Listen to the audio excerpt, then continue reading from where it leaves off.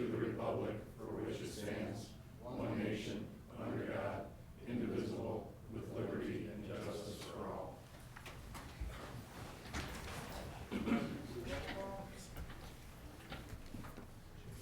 Mr. DeYoung is absent and did inform us ahead of the meeting that he would not be here. Mr. Janowick? Here. Mr. Kmetz? Present. Mr. Moran? Here. Mr. Paradiso is not here. Chief Flores? Here. Chief Willman? Here. Mr. Schilling? Here. And please be sure to turn your mics on so the microphone and videos pick you up. Next is election of officers. I would like to make a motion to appoint Rich Janowick as president. Any other motions? Second. Take a vote. All in favor? Voice vote. All in favor? Mr. Janowick? Yes. Mr. Kmetz? I vote for Mr. Janowick. And Mr. Moran? Yes. I'd like the motion passes. I'd like to make a motion to make Rob Kmetz vice president.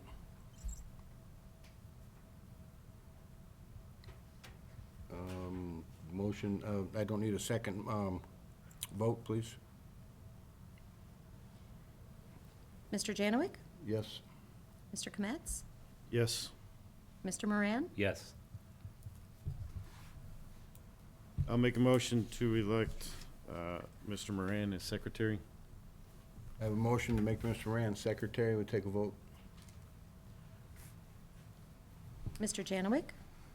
Yes. Mr. Kmetz? Yes. Mr. Moran? Yes. All right, next we have a motion to amend the agenda. We want to take item number 6 and move it up to item number 1, new promotion process. Have a second? I motion that we move item number 6, A6, up to the next agenda item. A6 or A7? 7. 7, I'm Yeah. sorry. A7. I have a motion. All in favor? Aye. Aye. Aye. Do you have a second on that? Yeah. Yes. No. Oh, motioned I it. You have second to it. second it. Okay, next is item A1, emergency hire process. But we're gonna do the We're gonna do promotion I'm sorry, now. we're gonna do that now. Yeah. Chief, you're up. Okay. All right, thank you for amending the agenda for me. During the process the last couple of weeks and, getting started, we did some restructuring and some plans and implementing some things that I wanted to do. Part of that was a change in our structure, and I'm going to ask that the board entertain a motion to approve the appointment of Corporal Rubicki to our patrol commander spot. Corporal Rubicki's been with us since 2011. He's done a tremendous job for our department since he's been here. He was a reserve with us for a couple years, and then he was an officer in Munster as well, too, before coming to St. John. I have the utmost respect for Corporal Rubicki and his abilities to lead. He's been a proven leader in our department, and his style and able to get everybody together and implement plans and procedures and get everybody on the same page has been impeccable. And I think with his abilities and the experience he brings to the table would move our department in a tremendous direction. So I have the utmost respect for him as a friend, as a person, and as a leader. And I think it'll work out very well with him being in that spot. So, again, I ask the board to approve the appointment of Corporal Rubicki to patrol commander. I need a motion to approve Corporal Rubicki to patrol commander. So moved. All in favor? Aye. Aye. Second it. This roll call. Second. You have to I second second, it. yeah. Yeah, I'm getting ahead of myself. Roll call. Roll call. All those in favor? All those in favor? Aye. Aye. Okay, if you would, I'd like to present Corporal Rubicki with his badge. Congratulations. All right,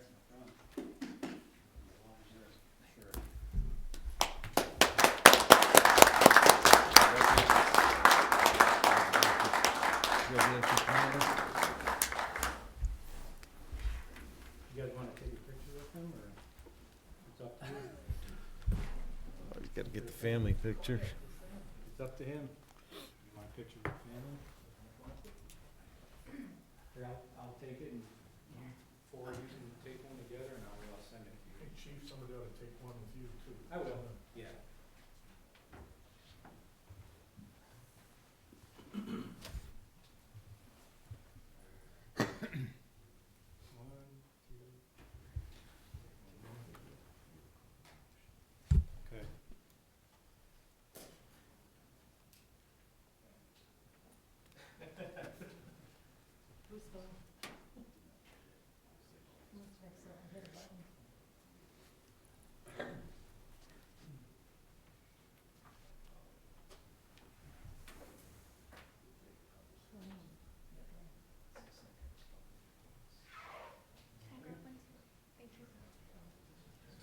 One, two.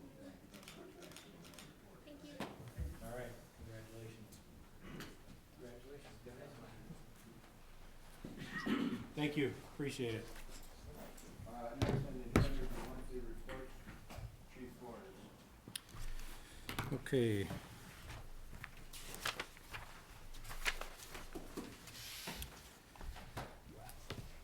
From December 1st, 2019 through December 31st, 2019, the members of the St. John Police Department logged 17,563 miles and responded to 568 law incidents.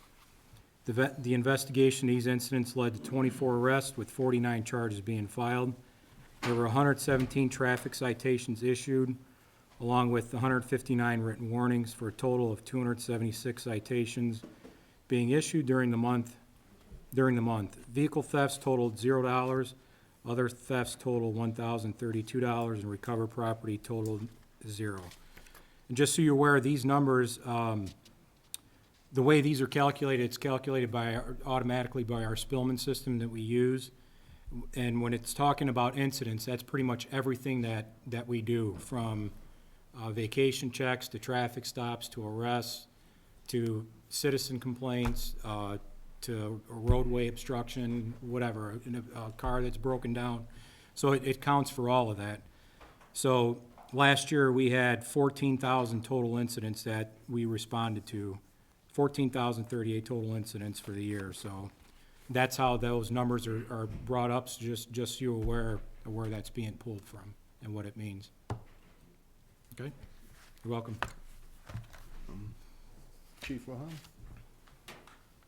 During the month of December 2019, the St. John Fire Department responded to a total of 156 requests for assistance. There were 128 calls in District 1. District 1 is within the incorporated limits of our town. There were 16 calls in District 2, which is within the unincorporated limits of St. John Township, which we're under contract with the St. John trustee for that service.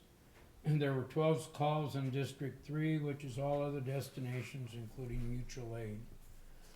Our mutual aid responsibilities included to the Schererville Fire Department, Lake Hills Fire Department, Lake Ridge Fire Department, and Cedar Lake Fire Department.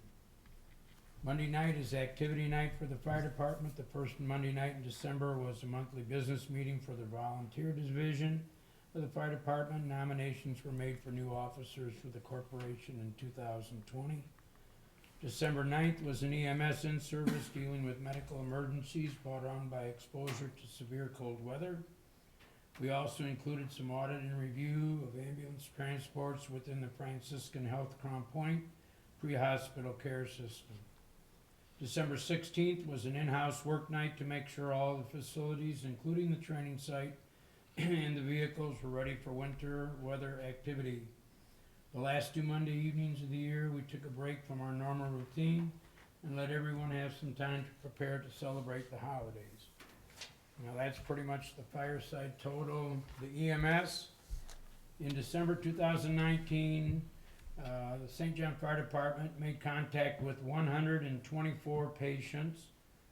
Of those, we transported approximately 75% of them, and the other 25% were refusals or did not need any medical service at all.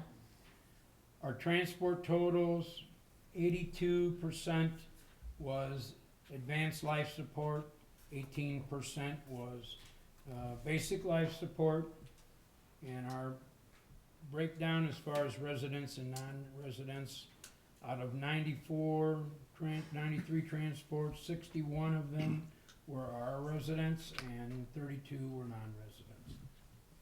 Thank you. Thank you. All right, we have new business. Chief Flores. Okay, again, I just want to update you on some things that are going on in the police department. First, the emergency hire process, we started that pretty much right away. Applications went out a week ago from today, I think it was, and they're due this coming Friday.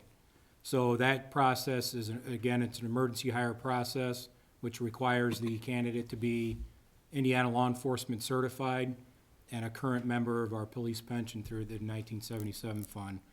So those are the two requirements. And again, they have to be a member within good standing in both. So those will be due this Friday. As of, I think this past Friday, we had like 60-some applications downloaded. And I haven't checked today. Dave, have you heard anything? No? Okay. So I'm not sure what the exact number is, but the last I heard it was 60-some applications that have been downloaded. So that's where we're at with that. So once we get those done, our staff's gonna go through the applications to make sure that they're filled out correctly. If there is something small or anything in the application that's missing that's required, they get eliminated. So they're gonna be going through that probably Monday, Tuesday next week, and then Wednesday, Thursday, Friday next week. We're gonna be reviewing all those and put together some dates for interviews. So what we did is we have an interview board within the police department, which consists 7 of our members.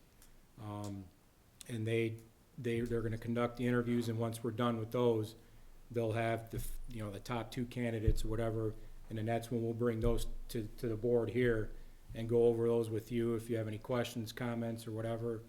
And we'll give you our recommendation, and then you have the ultimate, the authority to approve those as well too. So that's the process that we're going through. So I'm hoping to have somebody picked and to you by your next meeting in February. Being it's emergency hire process, the whole reasoning for it is because it's an emergency. You want to get somebody hired and out on the street as soon as possible because we're down an officer. So want to get that streamlined and done as quick as we can. Another thing that I'd like to do is, I want to try to get a 23rd officer as soon as possible because, as you know, I spoke to some of you in person. I met with a couple of you. There's a lot of times where there's still only 2 officers working the street, and that's not safe.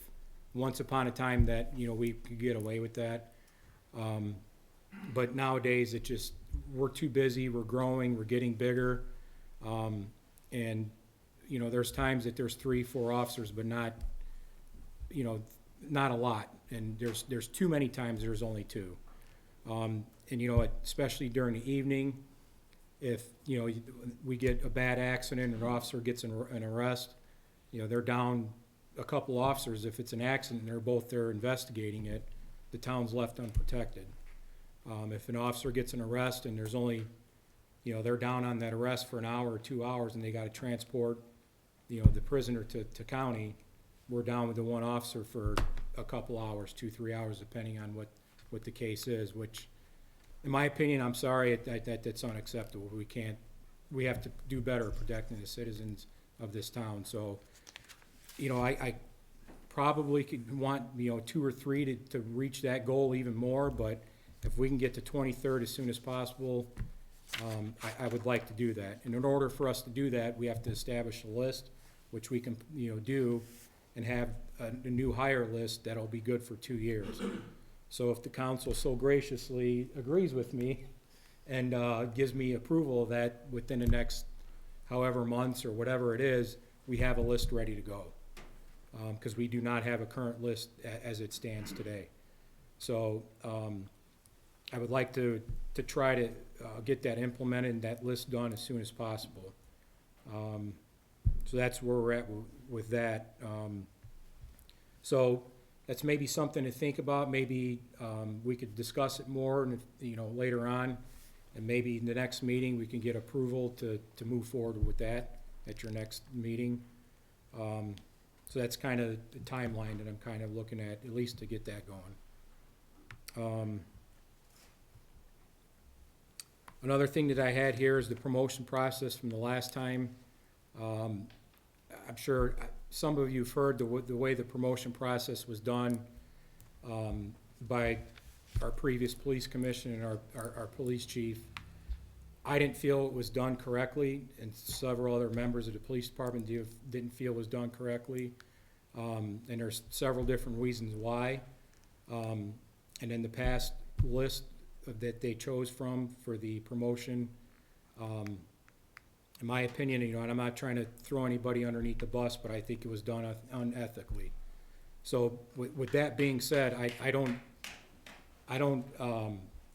can't trust that process, I can't trust that list, and I can't in good conscience move forward with it, knowing the way the procedure was done, that it wasn't done the way our policies and procedures spell out that we're supposed to do it.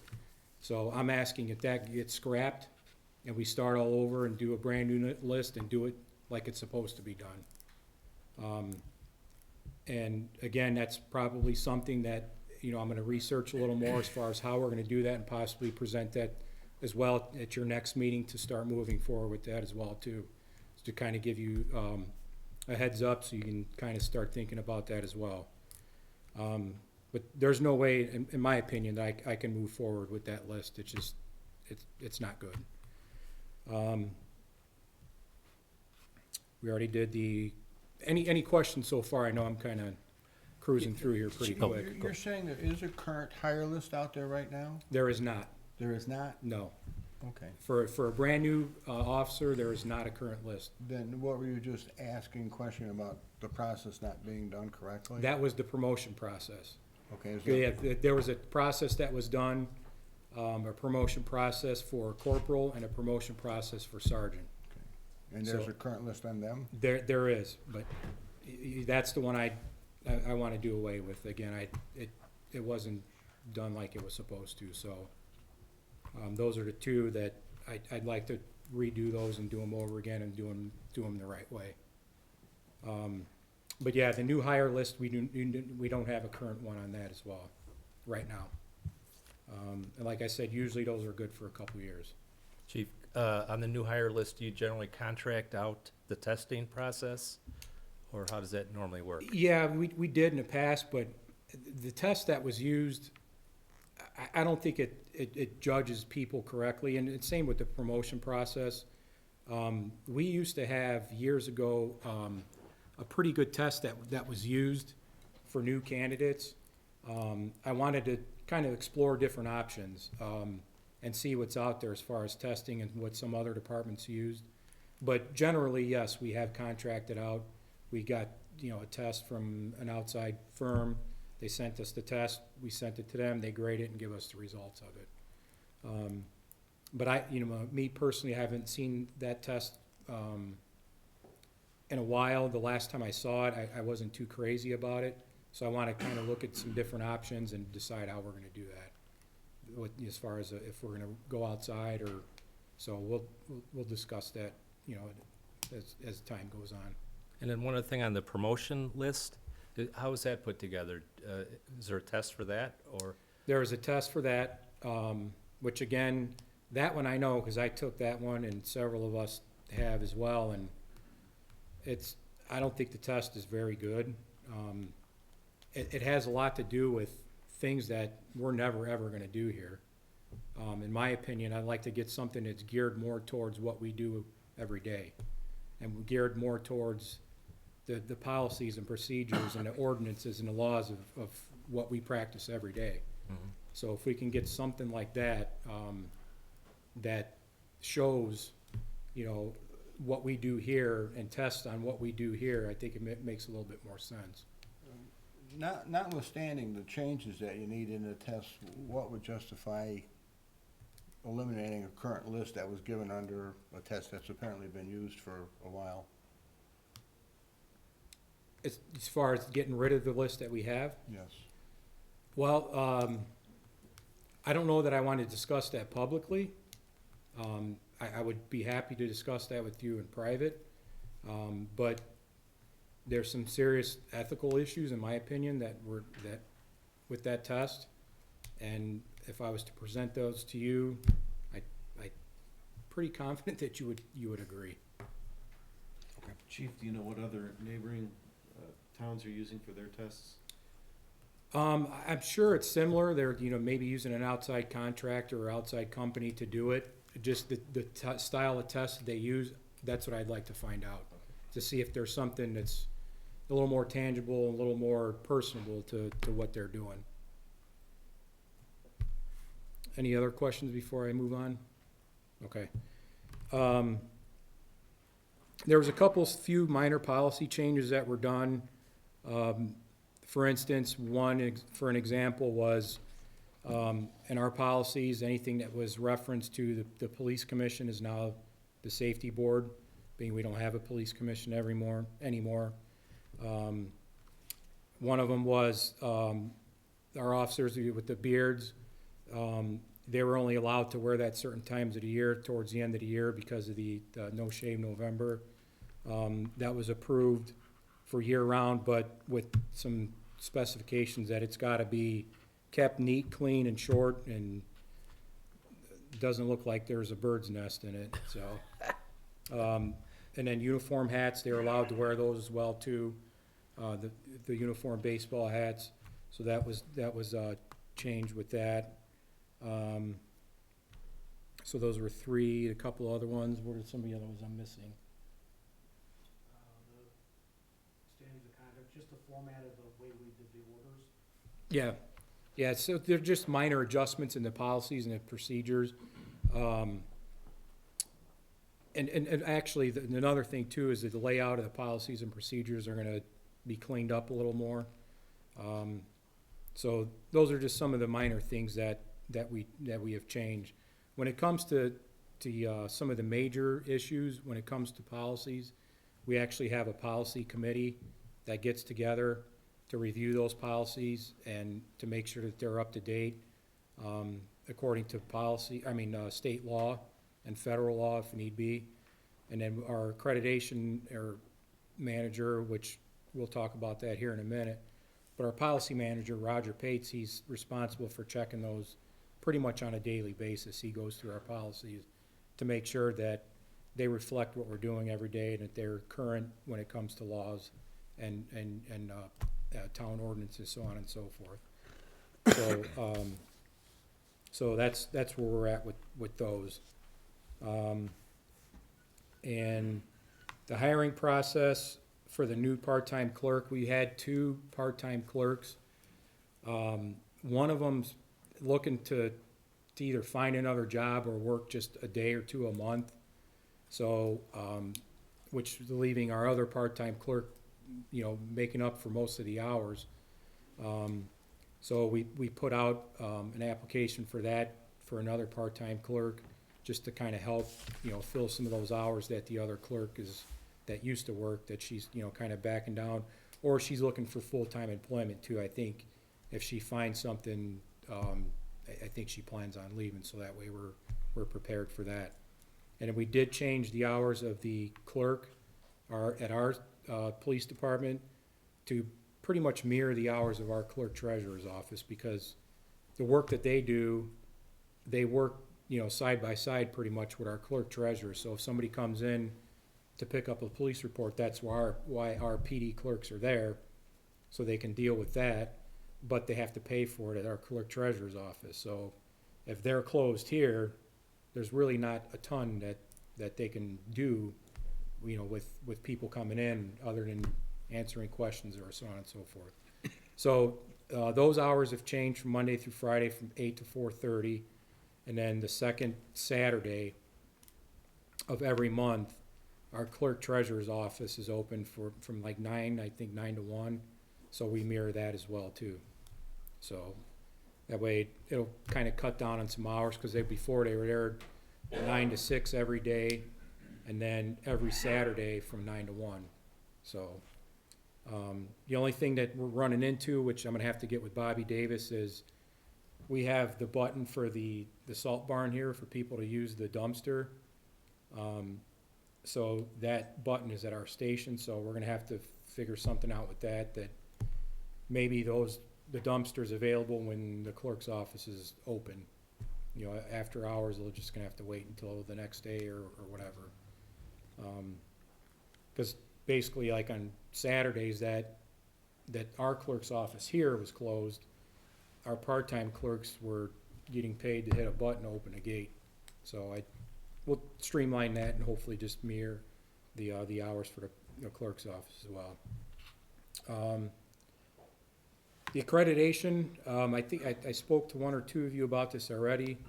We were accredited by the Indiana Association of Chiefs of Police for our policies, which is similar to CALIA, which a couple of you are familiar with, which is accreditation that it's supposed to, I don't know what, it's basically, to me, it's about the money.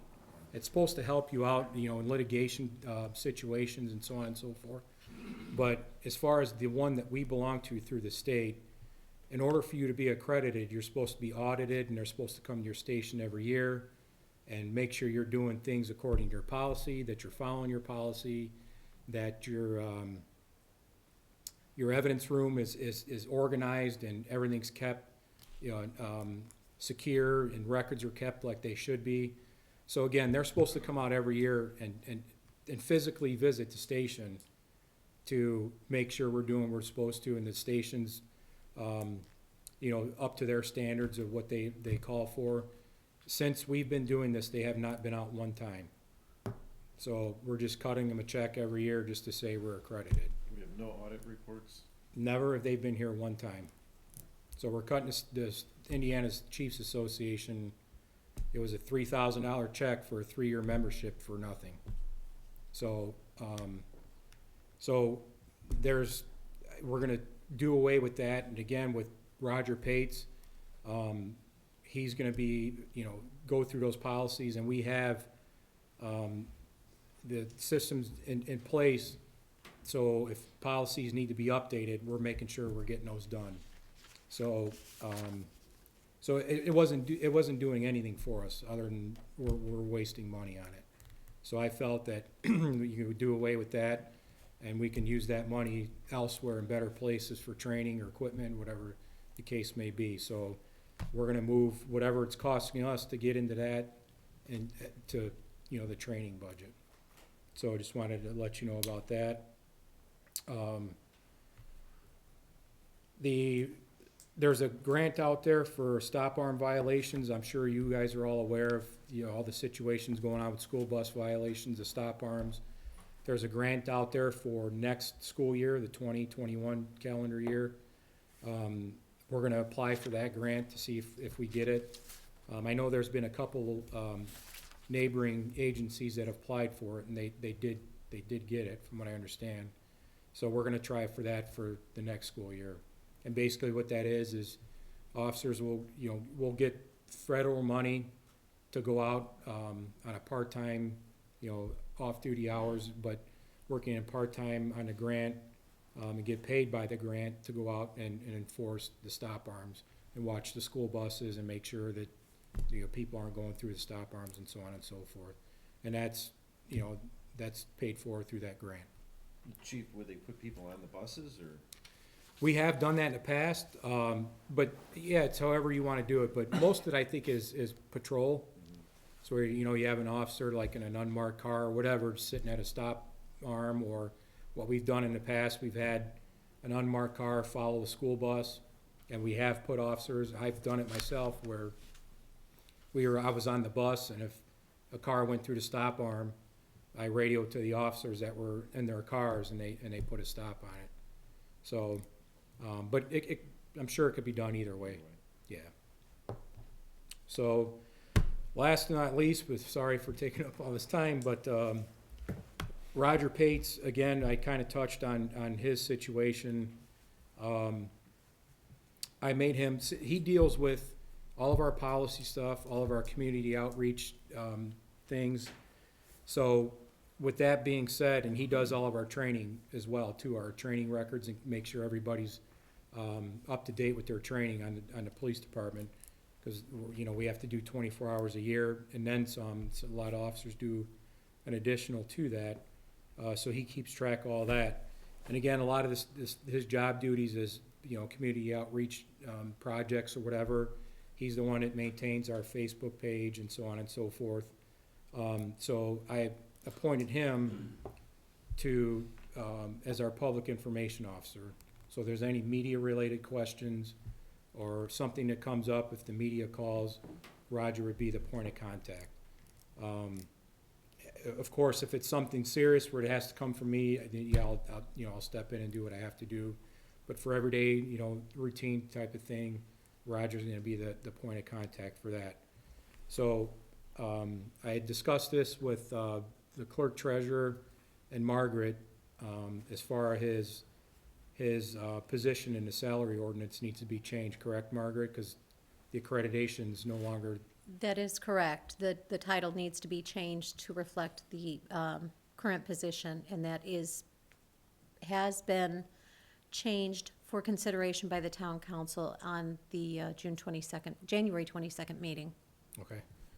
So I would ask that the safety board approve a recommendation to the council to change the salary ordinance to reflect his new title, which would be training manager / public information officer for the department. So I asked if you make a motion and approve that for recommendation to the council.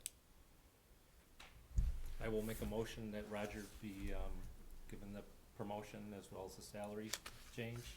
Second? It's not a salary change, Oh, everything stays the same, and just his title's changing. title, okay. Yeah, Okay, yeah.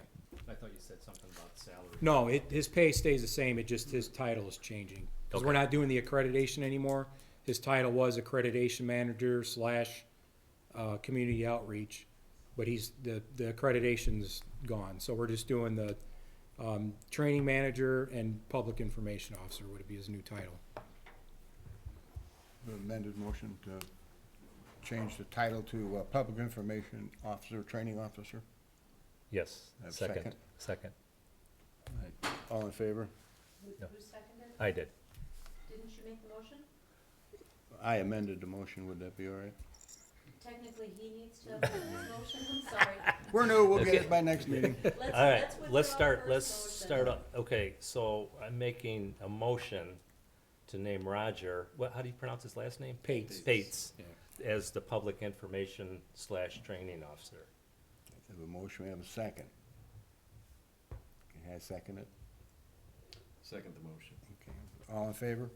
Aye. Aye. Opposed?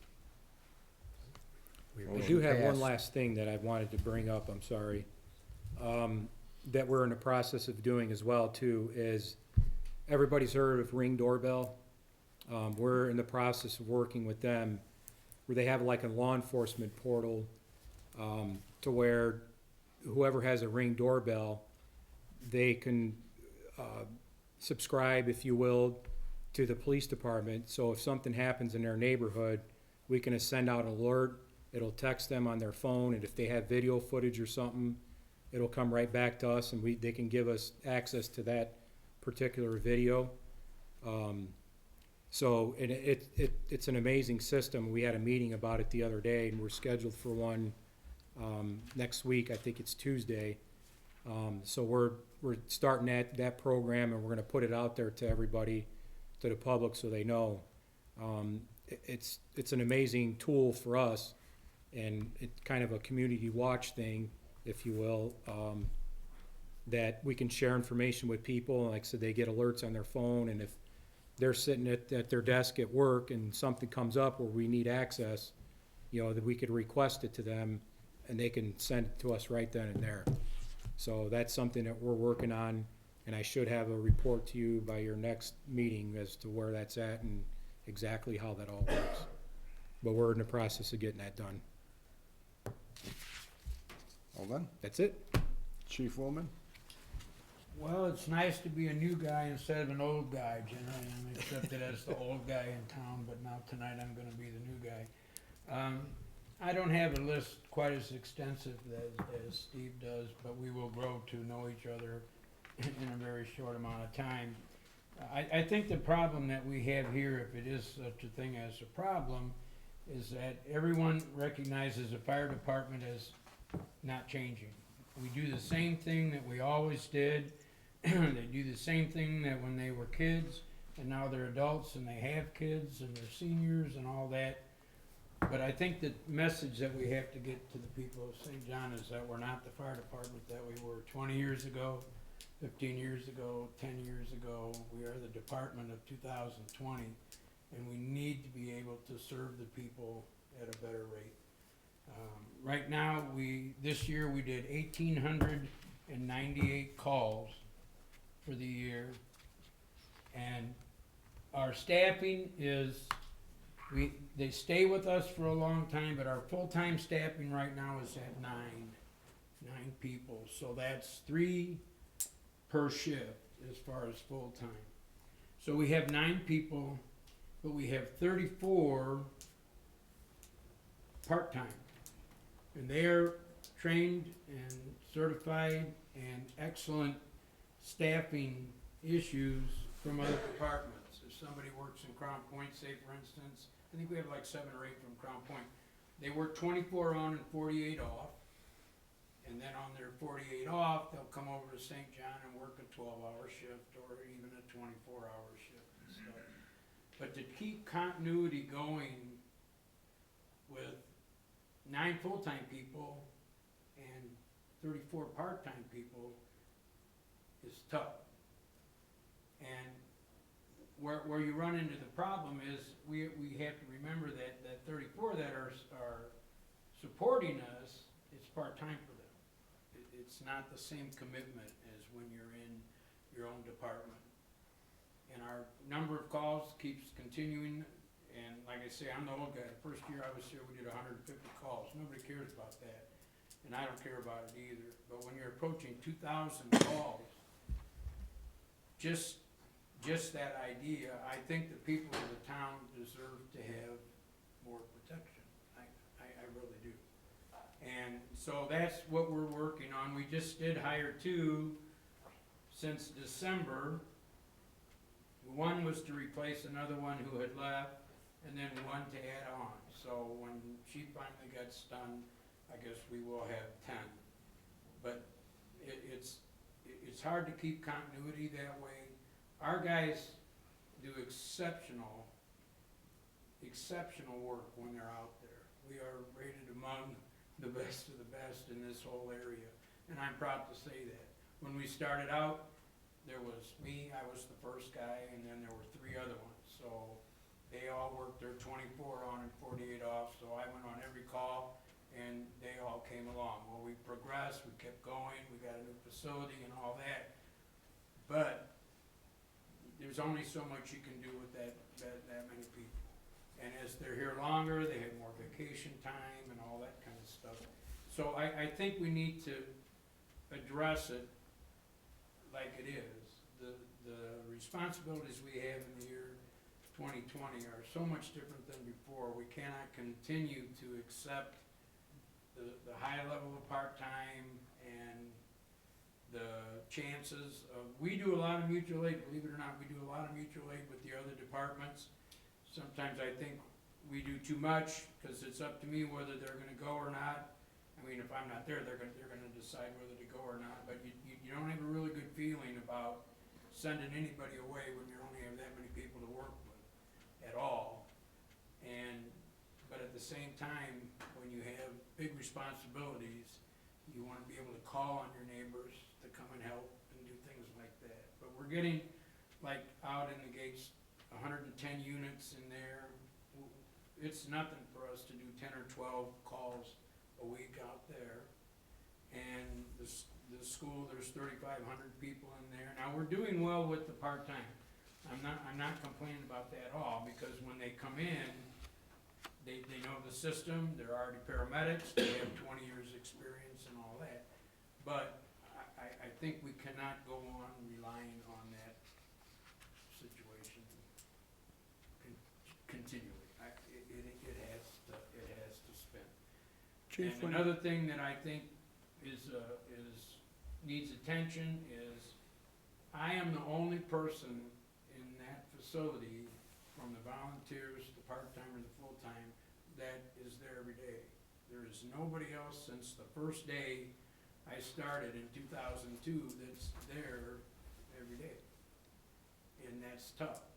I talk to somebody and I say, can you do this or can you do that? And if they get too many calls or something, they can't get to it, that person's not gonna come back for 2 more days. So with me being the only one there every day, I need somebody else that can keep the ball rolling, so to speak, a staff. We've hired people and we've added them on and we've done different procedures. However, we've never put anybody else in an administrative place other than me. Now, that could be a compliment, but it's also a nightmare sometimes. Because no matter what, nobody picks it up. They're gone. They're there for 24 hours. Some of them have to stay over, but then they're gone for 2 days. So anybody that calls and wants a phone call back the next day, I'm gonna get that one, because that guy isn't gonna be there anymore. So I think it's something really important to look at, putting at least one more in an administrative place to help that bridge, so to speak, as nobody else being there but me. So, and I'm not looking for sympathy, I'm looking for structure. And I've never before we've been trying to keep up with this, but that's why this commission is a thrill to me, because I think now I have a vehicle to go to, and other people that have been in that kind of experience and stuff. I would imagine anyone, whoever's involved with the business, and whoever's involved with the police or the fire or whatever, would understand that from an administrative position. So, that's kind of where I'm looking to go. I think we have beautiful equipment, and I think we have a beautiful town, and I'm looking forward to how much longer I'm gonna be here, I don't know, but I'm looking forward to the fire department making progress and staying where they are as far as respect from other departments and the hospitals and all that. We have top shelf responsibilities, and we are accepted very well. But some of the in-house stuff, I don't feel like we have to fix the out-of-the-house stuff as much, because we do extremely well with people as far as their care and stuff. I think we need to have in-house structure a little bit stronger, which will promote that, and that's about it. Chief, could I just ask, are you asking for a ranked administrator, like you're the chief? Well, or I you- think it needs to be talked about, because I Okay. usually don't, I don't sit around whining about, anything like that. That's not what it is, because that's not what it's about. These guys, when they go out, sometimes we get down to 2 people on a call, and they get a full arrest, things like that. They don't have a whole lot of help either at that time, and that's why I'm not gonna be selfish and say I need to have somebody that'll just carry my job along or whatever. But how to do it is something that needs to be discussed. Don't forget, there never was a full-time department here, there never was a full-time employee here or something. We see how other departments do it. Some of them are very successful at it, and then some of them are not at all successful at it. But I wanna get into the very successful group, and not the not-so-successful. And I think it will take minds like you gentlemen have, and other people that are involved have, and some of our own staff are involved, have a joint effort, and I think we can really stay on top of everything. Chief, with just 9 people or 10 coming, there's 3 to a shift, but between sick time, vacations, or whatever, someone getting injured, that Well, then that's what I'm saying, you just. You're play hurt Lego bad. I with mean, people. You right. just, right now, we just moved up within the last 30 days to having 6 people on duty from 7 in the morning till 7 at night, and then 5 at night from 7 in the evening till 7 in the morning. But sometimes if it hits right, they're all part-timers. Right. They're not necessarily, and holidays are tough, but the council just agreed in the new personnel policy to pay outside people. Prior to that, we didn't pay any outside, our guys can't take off holidays because they can't get anybody else to come in and work. And the other circling departments pay time and a half for a holiday. So I work 24 hours on New Year's Eve and Christmas Day, and I'm not too good to do it, and most of them are tired of looking at me by then. But what I'm saying is, it's not like we're not getting it done. It's not like we're not carrying it. We ran 14 calls on New Year's Eve, you know. That's not the point. It's like, is it a solid way of going? Is it a good foundation to build on? That's what I'm saying. I mean, people know that we are encouraged that we want to put up another facility and all that kind of stuff. But I think we need to get a little better foundation as far as staffing. Because some of the things I was going to bring up is minimum staffing. I don't have minimum staffing. So when it gets around till 7 o'clock in the morning, I have no, and I've been told, well, you can just tell them to stay. Well, no, that's not true. I can't just tell them to stay. If it isn't written down someplace or approved by a safety commission or something like that, I can't hold them over. Say there's 5 guys there, and some of those part-timers are going to go on to another job or something. Okay, so I have no vehicle, so to speak. I'm using that word too much, vehicle, but I have no setup to say we cannot operate with less than 4. Minimum staffing. Even if I staff 6, I cannot operate with less than 4 people there. That's it. And that's only 2 ambulance troops. There's 2 guys on each ambulance, okay? So that's it. Then the station is empty. And it happens time and time again. Talk to the police guys know it, people in the town know it, our employees know it. You can be sitting there and 45 seconds later, that station's empty just like that. Now, you cannot hire 25 people just because you might have a busy day. I'm not saying that. But you have to have a better foundation than just not knowing who's gonna stay and not knowing how many you're gonna have to work with. That's the problem. That's part of the problem.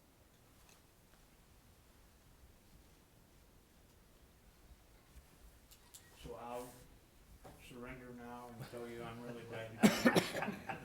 Thank you, Chief. Thanks, Chief. Public comment? You have one signer. Edward Kahn?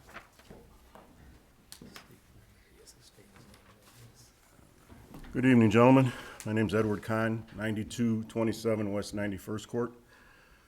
First of all, Chief, I'm sorry to hear that we have staffing issues, because we were always led as the public that we were well-staffed 24/7, 7 days a week, so that was a shock. Chief, Chief Will, can't help but listening to you, and I've sat in this room for the past 14 months listening to issues brought by the 2 leaders of the first responders. And I have to say, from the way you just described everything, it sounds like a leadership issue to me. The staffing, I've never heard you approach the previous commission requesting the things that you just put out there. I would hope that you would have control with your own men and women, that you're able to sit down, discuss things properly, and work this out. All I heard tonight was a cry for help, and that doesn't sound right. Anyway, I wanted to congratulate the Safety Board. Congratulations on your appointments, as well as Chief on your new role. I stand here before this board, but mainly direct my request to Chief Flores. Chief Flores, back under the previous chief, James Cavitan, in 2018 and 2019, you were the commander of detectives and directly dealt with a number of issues and/or investigations brought forward by numerous local political figures of the town of St. John, with regards to myself. Those officials would include Police Chief James Cavitin, Police Commissioner Christian Jorgensen, Police Attorney John Reed, members of the Police Commission Spiros Batistos, Paul Haluska, Charles Sawyer, Michael Aurelio, and Town Council Liaison Rose Hale and Michael Forbes. You are also aware of numerous complaints by your fellow officers with complaints of mistreatment, harassment, intimidation, and battery by Chief Cavitin back in July of 2018. I believe that due to your new role as chief, it could be looked at as a political move, either for or against an official investigation held by the Indiana State Police. I'm here as a resident who's been dragged through the mud and asked this investigation be forwarded for assistance from the Indiana State Police, which has no cost to the town for their participation. Other members that are included but not limited to are from the previous town council as well in 2019, such as Mark Barony, Gerald Sweats, Michael Forbes, and Libby Popovic. Additional town members include for public notice in 2019 were Steve Kill, the town manager, Joseph Svetanoff, town attorney. All of the above mentioned have been involved, sat in on, directed action and investigations, filed complaints, threatened investigations by information requested and or denied under the Freedom of Information Act that include myself, yet denied of such requests. In 2018, a police commission was compiled of Commissioner Rose Hale, Paul Haluska, Charles Sawyer, Kevin Vanna, and Robert Long. Once complaints started to come against Chief Cavitin by members of his department, dating back to as early as March of 2018, all police commission meetings were canceled from September through December of 2018 and into January of 2019. All the while hiding these complaints from July of 2018 through February of 2019 from the public and conducting personal investigations in countless executive meetings rather than reporting such events to a higher authority such as the Indiana State Police because it involves a high-ranking figure, the Chief of Police. In 2018, the council members were President Christian Jorgensen, Vice President Mark Barony, Secretary Michael Forbes, Gregory Volk, and Steve Hastings, who were also informed of said complaints, yet did nothing publicly to acknowledge anything until the February 2019 meeting. From the start of 2019, both the Police Commission and Town Council approved the hiring of an additional attorney, John Reed, to cover more complaints involving Cavitin. In the February Police Commission meeting, we heard about the so-called highly qualified investigators, such as Steve Patikas, a former retired LEO law enforcement officer, now living in Texas, was hired back in July due to the battery complaint. Mr. Patikas is not, and I repeat, he is not a qualified investigator, nor is he registered as an investigator. Just because he's a former law enforcement officer does not qualify you as such, which should null and void in any and all investigations and determinations for punishment or drop charges to Cavitin and officers involved. They also hired a friend of Christian Jorgensen from law school, former Indiana State Trooper and now divorce attorney in Couts, Indiana, to investigate their own officers to see who was supposedly the mole in the department that was sharing information with me. Again, more lies, more waste of town money, just to harass myself and its own department with another non-qualified or non-registered investigator, attorney Jerome Izell. In November of 2018, officers. Mr. Conley, you're I well have, five, you're I well have five- one page left. We're well 5 minutes into it, it's well over the 3 I didn't minute know there mark. was a time limit, you Well, never there said. usually is, I'm new, I forgot to announce it, I've always seen the can I 3 minute finish mark, this and then I'll be you done? should be well aware of that, and I think we're through at this point. I think I we're through cannot- at this point. You can't let me I finish think this we're last through at this page. point. Really? I think we're through at this point. So you're gonna start off the way the other ones ended? No, Yeah, you are. no. And I'm not It gonna. shows argue right with now because you have 3 out of the 5 guys here. You have 2 If you wanna people that please couldn't have a even seat, if you show wanna up for the please have a first seat, meeting. If you wanna please have a seat. Anyway, Chief, Anybody that's else my wanna make a request to you. public comment? Anybody? Last call? Motion to adjourn? Make a motion to adjourn. Second? Second. All in favor? Aye. Meeting